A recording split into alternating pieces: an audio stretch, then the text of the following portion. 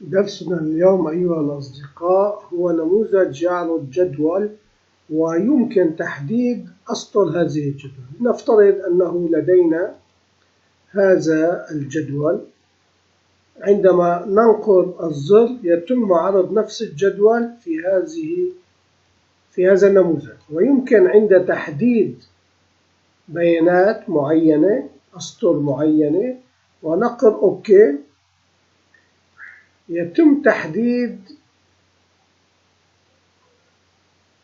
نفس التحديد على خلايا الإكسل، كما أنه يمكن أن نطلب تحديد الكل فيتم تحديد الكل، كما أنه يمكن تحديد عدم تحديد الكل، ويمكن أن نضغط كانسل بدون أن يتم تحديد أي شيء. ما هي البرمجة الموجودة هنا؟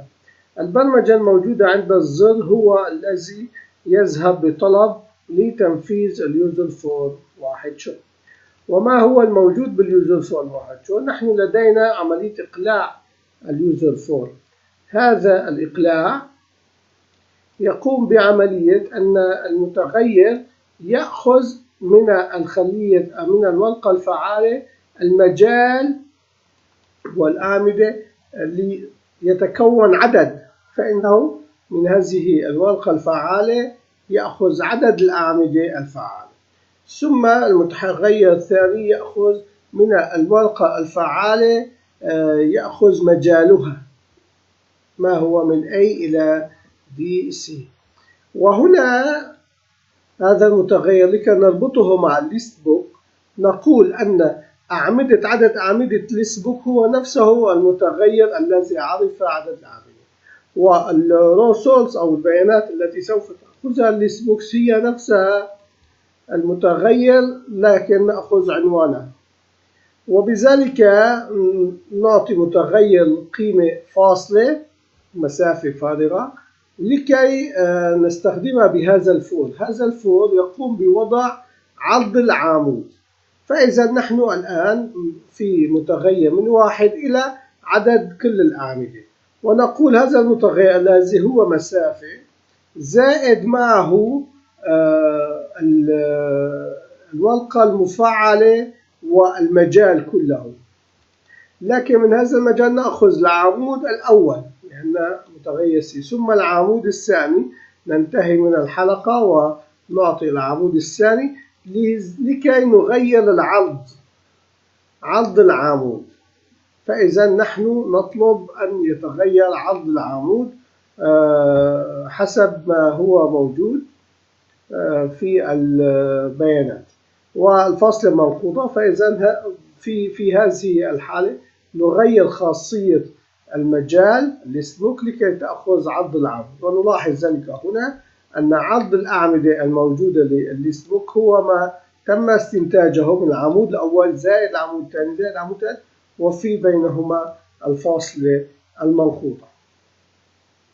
أما نحن الآن فإذا هنا نحن نأخذ من عرض العمود الموجود في الإكسل هذا الرقم الموجود نطبقه على الفيجوال بيزك. فإذا العمود الذي موجود عمود A، العمود 1 الذي هو عمود A، إذا أخذ عرضه 16 هنا نستطيع أن نعرف من هذا المتغير أن الرقم هو 16 فاصلة منقوطة، لأننا نقول أعطيني خصائص العمود الأول،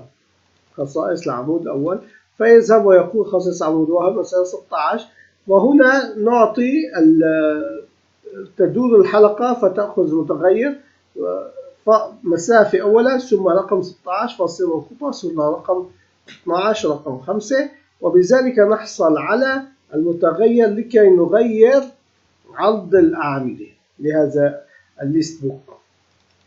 وفي النهاية نقول الليست بوك تأخذ قيمة 0 أي أنها تظهر أول البيانات الموجودة. ونحن تابعنا وعرفنا كيف التنفيذ يكون عندما نحدد هذا تحديد فقط على الفيجوال بيزك.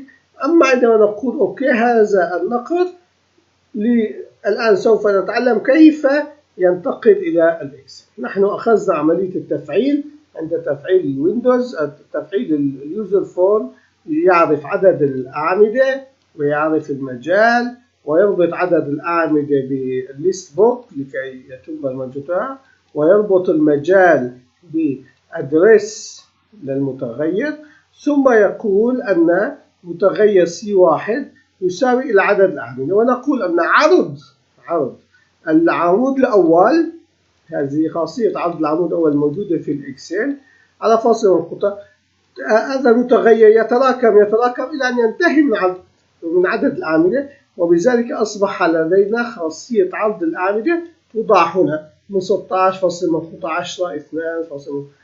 وفي النهاية نقول list in the text تأخذ من قيمة 0 أي تظهر أول سطر موجود للبرمجة. الآن سوف نأخذ ما هو موجود بالنون.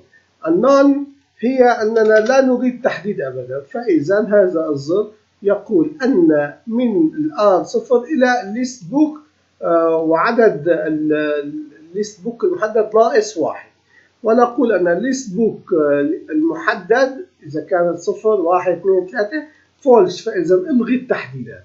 وبذلك نحن نطبق نفسه في الأول، نقول إذا تم الضغط على الزر أول نقول من R تساوي 0 إلى ليست بوك عدد الليست بوك، عدد الأسطر للليست بوك ما هو، وبذلك نقول ليست بوك إذا كان تحديد الصفر فإذا ترو فإذا إنه يعطي خاصية للتحديدات كلها الموجودة في هذه الحلقة لكي تأخذ ترو، وبذلك يتم تحديد الكل.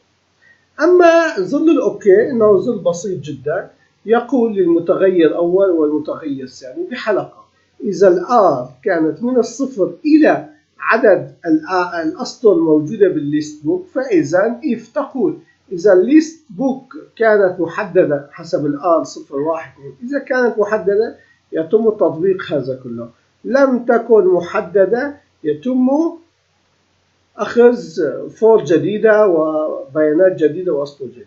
إذا كانت محددة أو إن كان هذا هو المطلوب نأخذ المتغير الذي يقول أنا السطر زائد 1، فيقول إذا كان المتغير يساوي 1 أي أنه تحقق، فإذا في هذه الحالة تأخذ الورقة المفعلة سطرها زائد 1، يعني يتم تحديد بالورقة المفعلة بورقة إكسل التي نلاحظها السطر الذي هو R زائد 1 فيختلف لأننا نبدأ من الصفر.